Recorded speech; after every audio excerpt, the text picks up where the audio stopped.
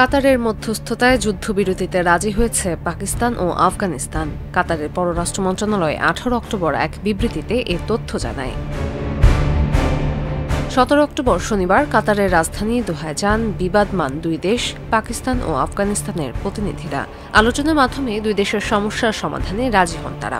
একই সঙ্গে সম্মত হন তাৎক্ষণিক যুদ্ধবিরতিতে।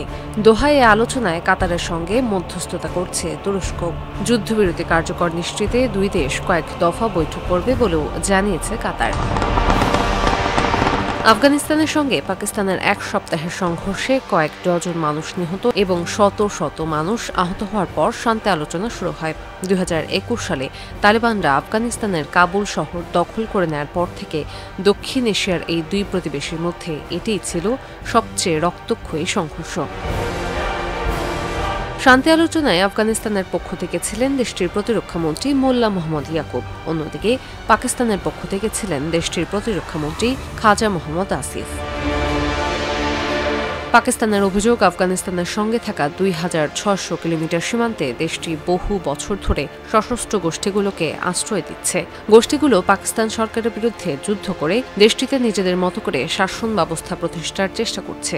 এই অভিযোগের ভিত্তিতেই কাবুলে বিমান হামলা চালায় পাকিস্তান। প্রতিবাদে সীমান্তে পাক সেনাদের উপর পাল্টা হামলা করে আফগান সেনারা, যা রূপ নেয় বিরাট সংঘর্ষে। দুই পক্ষেই ঘটে ব্যাপক প্রাণহানি। এরপর দুই দেশ ৪৮ ঘণ্টার যুদ্ধবিরতিতে রাজি হলেও মেয়াদ শেষ হওয়ার কয়েক ঘণ্টার মধ্যে আফগানিস্তানে বিমান হামলা চালায় পাকিস্তান।